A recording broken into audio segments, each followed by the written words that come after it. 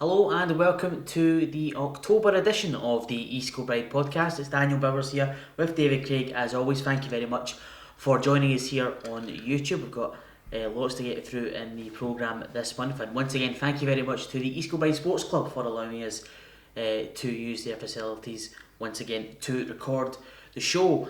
David, going to October, it's very much been a mixed bag of a month for the club, and we'll take a look at the matches. Five in total for the team. Things not quite working out as we sort of hoped they would going into this month. They tried to play catch up in the Lowland League. It started away at BSC, a game which we discussed. I think it was a game in the month last. More previewing the month. It's always such a difficult team to play against, especially away from home. A 1-1 draw in Alloa, but a frustrating result, I think, in the overall terms, looking at where the club are on the table. Yeah, I mean, as we spoke about it was a big month for the club, and that was a real tough tie to get started on the right foot. And covering the game, there wasn't a lot between the two sides, and looking back, a draw was probably a fair result. The disappointing thing is that we managed to get a nose in the front, take the lead just before half time, and within about a couple of minutes, they very quickly equalised, and that was it. Honours even after that, and yep, disappointing to take the lead, but that's the way football goes sometimes. BSC were good on the day, and it was a real tight game, not a lot of chances, and yeah, a draw is probably a fair result. So that was the Wednesday night. On to the Saturday, and it was a trip to Bonnyrigg Rose, who certainly made a big impact since coming into the Lowland League. A 2-0 defeat away from home. Again, it's one of those games it's going to be a tough one, but a really difficult one for the team to take, I'm sure. Yeah, it was always going to be tough. I mean, they're at the top end of the table and they're in merit. And if Bonnyrigg Rose are looking at the league table saying we want to go on and win this league, beating teams like East Kilbride is what they have to do, and on the day they were well worth their win, and they played very well, and they made it a real cup tie. It felt like the town came out in force to support them, and I gave them that wee extra lift, and they played well on the day, and fair play, they came away with 2-0 win. A distraction the following weekend, again playing East House Lilies. We saw back at the start of the season that classic cup tie. This wasn't quite the same game, clearly, in the South Challenge Cup this time round, but what I'm sure would have been a real morale boosting win for the team on the day. Yeah, I mean it was a good relief for the guys to get away, especially with the league fixtures not going so well, to get a wee break from that and playing the cup. Unfortunately, there have been highlights, so that's not been any resource that weekend to get the game filmed. But from the reports I've heard, it was East Kilbride turned up and played really well on the day, played some good football, and yeah, just managed to kill the game early. That, as we spoke about last month, games like this are very important to get on the score sheet early, and then just see the game through and be professional, and we managed to do that in a day. And then once again, it was cup action the following weekend, the start of East Kilbride's Scottish Cup crusade this season after getting the bye in the first round due to being champions of the Lowland League, of course. A home to Gretna, an all Lowland League tie, and a big win for the club. The Scottish Cup, as we've spoken about on the show and in our interviews, but with Sean Winter and Kieran Gibbons, it's got such a great history within the club, and important to get that victory against Gretna. Yeah, I mean, as we spoke about last month, at this level, you don't really mind who you get as long as you get them at home. That's the important thing. And Gretna showed their no mugs. I mean, they're at the wrong end of the table, but as we discussed previously, sometimes a wee break from league form, if it's not going so well, can hit the reset button and you can start getting a wee bit of momentum. And to be fair, Gretna played well on the day, managed to get an equaliser, and it was all up to East Kilbride to show professionalism and get over the line and book their spot in the next round. And of course we'll go into the details of who East Kilbride will now face, as we now know from the weekend just gone, who they will take on in the third round next month. Final game of October, back at home, the only home league match of the month, at home to Stirling University, a bit of a bogey team for East Kilbride in some senses. Always going to be a difficult game, but a 1-0 defeat for the team at home. Yeah, it was very similar to when we played Civil at home actually. They were very well organised, they were a very fit team, chased everything down, worked very, very hard, and we had our chances, and it's been a story of the season. Another day we're a couple of goals up at half time and we're looking to build on that, but it just didn't seem to want to go in the back of the net, and we had a wee half chances, stuff kind of kicked off the line and whatnot, and at one point we had a claim and there was a wee dubious decision whether the ball actually crossed the line, but unfortunately from where I was it was kind of inconclusive if the ball had crossed the line or not. But on a different day that maybe goes in and we can build on that, but unfortunately it was a sucker punch early on the second half and we couldn't quite get back in gear again to kind of lift ourselves to get anything out of the game. Disappointing result, but as you said, the uni teams have been a bogey for us for the last couple of years now, just because they're so well drilled and they're well organised and they're very fit. If they have something to hold on to, or they get a kind of foothold in the game, they can be a difficult nut to crack. Yeah, it's a difficult month for the team in general. Those cup wins, I'm sure, great for morale and great for the team to get through to the next round of the cup, but a lot of work to do in the league, and you know, we did discuss this at the start of the season, how difficult it can be with those Betfred Cup games, and that's showing a little bit, isn't it? Yeah, I mean, like, kind of, there's a joke about there, it's like the curse of the cup, where not one single team that's went into that Betfred Cup has started the season well, and as Kieran Gibbons alluded to, there's no rhyme or reason to it. It's only 4 extra games, but for whatever reason it seems to knock teams out their stride a wee bit, and it might all be just coincidence, who knows, but it is a bizarre one how no team has ever started well after being in that Betfred Cup. So that was October for East Kilbride. We'll have a look at November in just a few minutes time, but as we've been discussing throughout the season, we are bringing back the Crossbar Challenge, the viral hit that it has been for East Kilbride FCTV, and David finally able to get out on the pitch and get filming, and he started off with the reserves as they take on the East Kilbride Crossbar Challenge. Rowan Fitzpatrick, centre mid.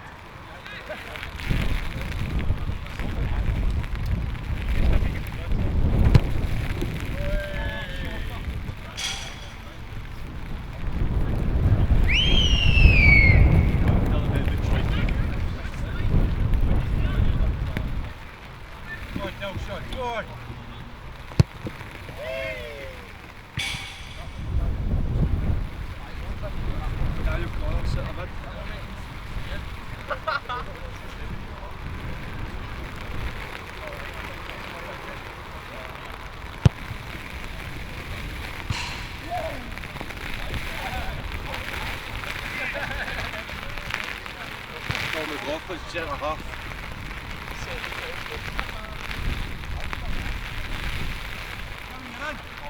On dog.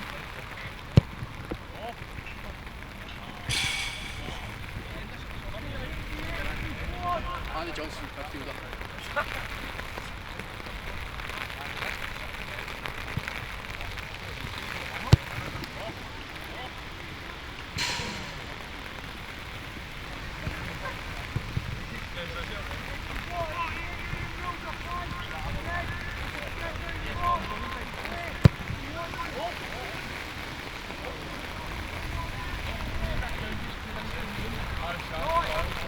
Kyle McAvoy, winger.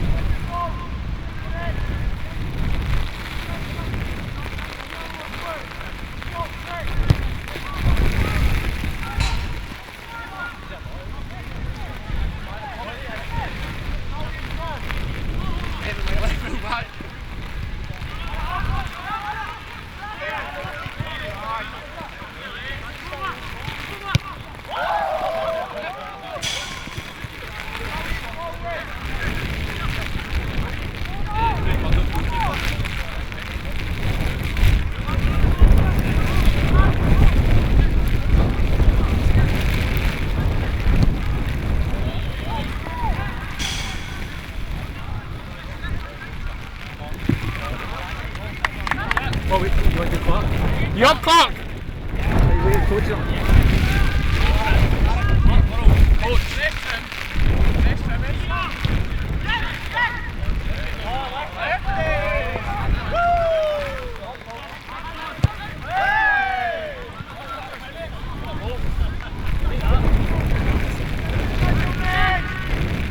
So there we go, no one hitting the crossbar on this occasion from the reserve side, so still opportunities for everybody else involved, and next month we have got the under-19s having their go at the Crossbar Challenge. We'll have to see if they can hit the bar themselves. Now we've had some Great interviews already this season. We've had Kieran Gibbons last month, a fantastic insight into his career so far after his return to the club, and of course a great interview with Sean Winter. We're going to take you back quite a bit now to a couple of interviews that we did with Walter Smith back in the early stages of the club in 2014. First we've got David, who sat down with Walter to talk about the first year of the club, how the club were getting on in the early stages, and we've also got a sit-down interview which was conducted by former manager Ian King in front of a sit-down audience, where Walter discussed his lengthy career, of course with the great success he had with Rangers in both his spells there, and of course his time as Scotland manager as well, and everything else. I'm sure some great stories in there, and here's a little snippet of those for you to look at right now. How important do you think it is for a town the size of East Kilbride to have some professional football team? I think it's vitally important when you look at Scotland overall, and the structure of the teams. They represent their towns. East Kilbride have not had anything like that. The local juniors was the only club that was effectively representing East Kilbride. It was a big new town in Scotland, if you like. So the current club offer to go a level above that again, and I think it's a great thing that if you're in the Scottish League and you're representing East Kilbride, it brings notice to the community, and I think that's again one of the major benefits of a pyramid system. It was terrific, but there was a few star with it, like Davy Weir and Hugo Ecchio, just to kind of bolster a defence up. You kind of set out and get going, and then we started and we got going, and that was us. We managed to get a good run going. We were, like any management, you have to make an assessment of where you think the team are and what they can do, and I said we're playing teams here that might be better than we are, so we need to have a good solid defensive base, and that took us through there. But the Europa League one, we're at Panathinaikos, and we were going for a league. Obviously that was a big factor to try and win a league championship back and try and get that. I remember sitting in the dugout, and we were down 1-0 with 20 minutes to go, and the boy said, "What do we do?" And I says, "We get beat." And looking at me, and I says to him, "We'll not win a league if we have a long run in this fucking Europa Cup." I said, "We'll not win a league." And I was in the dugout in the midst of the game, and he went, "My question as usual, that's a lot of shit. We'll do it all right." Of course, we score a goal, one each, go through in the away goals, and then all of a sudden you get carried away, and you get on with it. But we did well at Lisbon, absolutely fucking battered at Werder Bremen. I've been there, I remember going to Werder Bremen with Dundee United, and it was exactly the same. We never got out of our own half, right? They battered us, and Dundee United beat Werder Bremen that time. Going back with Rangers, it was the same. We never got a kick, and it was just one of the ones. When we came out of that game, I thought to myself, well, we might have a wee chance here, depending on what happens. Sure enough, you get to the final, but the problem was that getting that final, two legs suited us. The way we played, it suited us more than anything else. To go into a cup final and try and win it, I don't think we couldn't really expose our defenders at any given time. So we were going into the final hoping that we could maybe keep it going. We were just reaching the stage where they were getting fed up having the ball.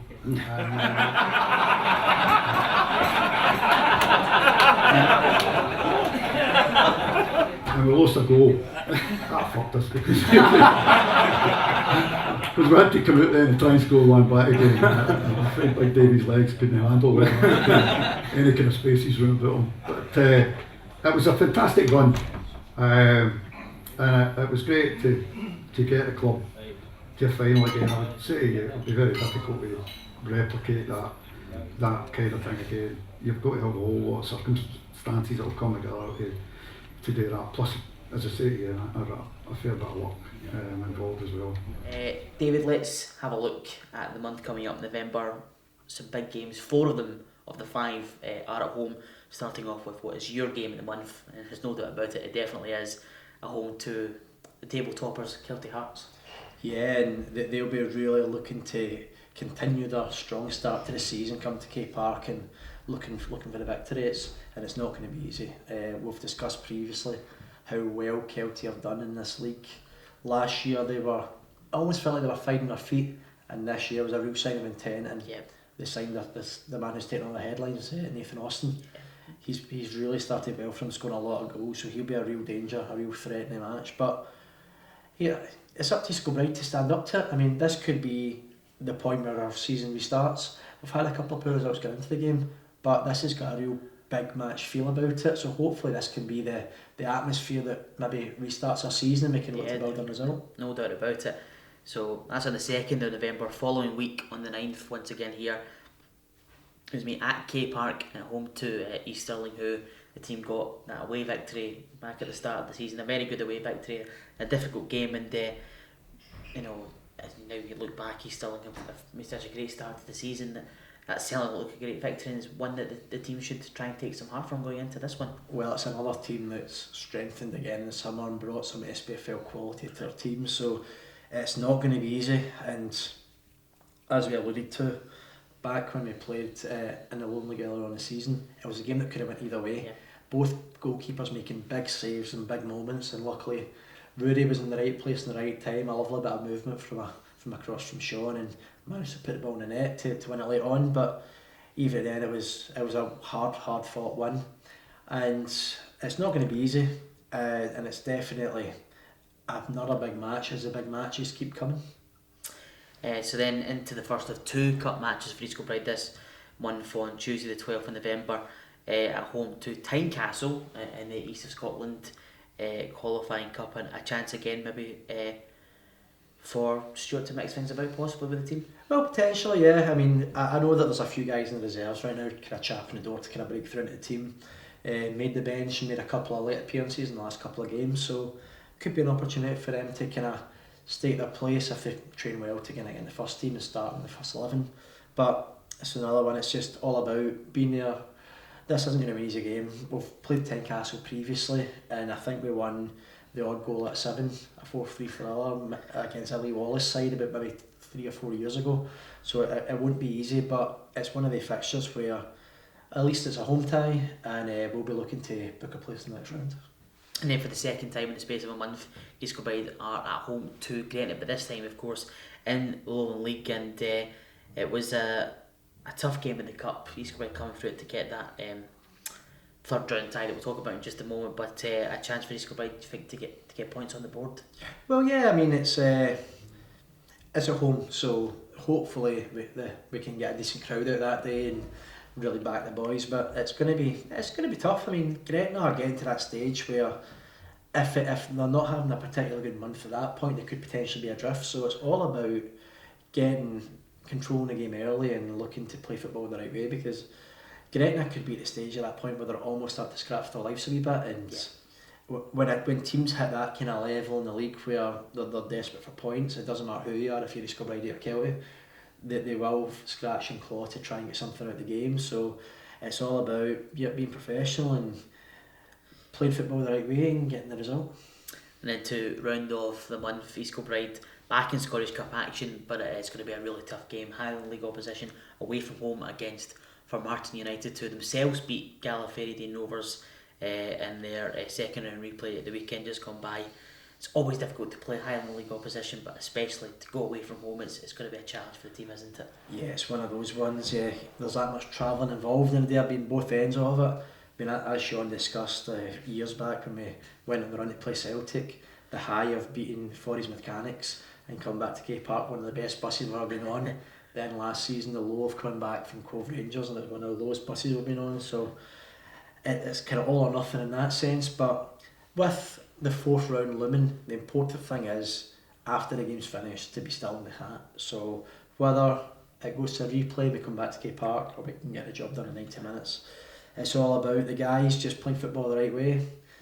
It's one of the ones we don't know a lot about the team, but based on the results, then they are a team that's dangerous. I mean, they're there in this round of merit and beat a good Gala side to get here.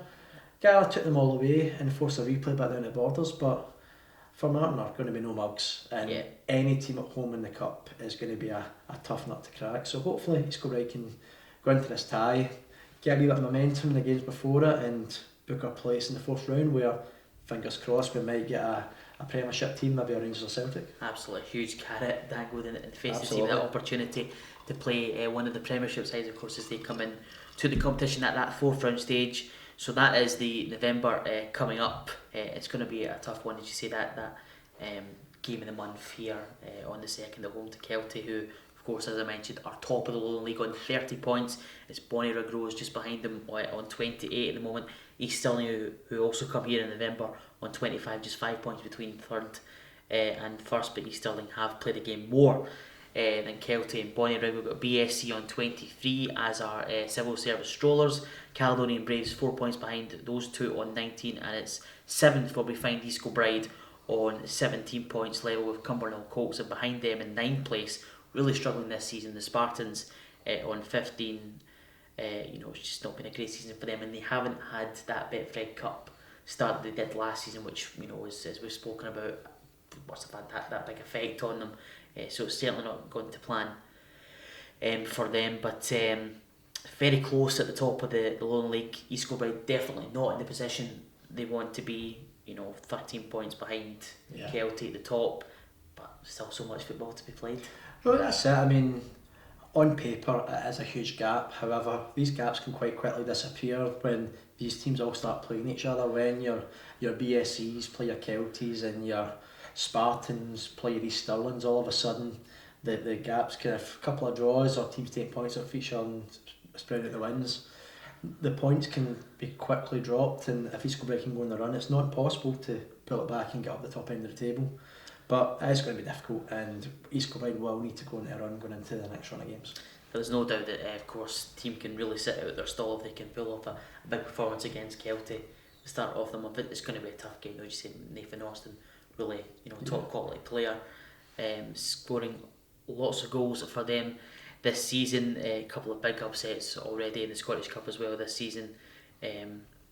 Pennycook pulling off a hell of a result at home to Stenhousemuir. They've got Partick Thistle now in the third round, and talking about even going out in the fourth round for a club like Pennycook, a chance to go to Firhill and play a team that haven't won at Firhill this season. Yeah. What an opportunity for them. Oh yeah, I mean, their confidence will be sky high after managing to knock out Stenhousemuir in the cup. So it's one of the ones where you've got to be in it to win it, and good luck to them. But it's a fantastic draw, and it'll be one that they fancy take something from. And credit to Broxburn Athletic as well, a 3-0 victory at home to Cowden Beef in their second round replay at the weekend, and that is the beauty of the cup, and something that some may not see it as an upset if Martin can get a result, but on anybody's day, anybody can get a result in a cup competition, and it's something that East Kilbride have to be very wary of going up there. Well, absolutely. I mean, the two fixtures you listed there, it's funny because both teams who were eliminated have history of losing to East Kilbride in the Scottish Cup.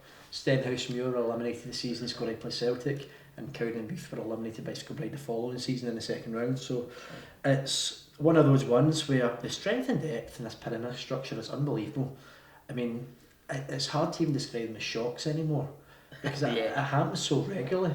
I mean, it'd be quite interesting to get all the data on the kind of non-league versus league sides in the early rounds of a couple of last previous seasons. It must be at least 50-50. Yeah, the gap is closed so much. Oh, over the last few years, absolutely. hasn't it? Yeah. So there we go. Look at the November coming up for East Kilbride, and of course a look at the Lowland League table. Not quite reading so well for East Kilbride, but as we say, lots of football still to be played throughout the season, and that is just about going to round it up for this month's podcast. Once again, want to thank the guys here at the Sports Club for allowing us to come in and film the show, and a couple of shout outs of course as well for the bar here in the Sports Club. If you're here for a game at K Park, whether as a home fan or an away fan, the bar is open both before and after games over at K Park. So you can come for a pre or post match pint, depending on how things go, I suppose, for a post match pint. And of course, shout out to the East Kilbride Supporters Club on Facebook. They are trying to run supporters buses to all away matches this season, so if you're looking to go along, all the details are there on their Facebook page. All you have to search for on Facebook is East Kilbride Supporters Club, and you'll get all the information you need there. So from myself, Daniel Bowers, and David Craig, once again thank you very much for watching, and we'll see you again next month.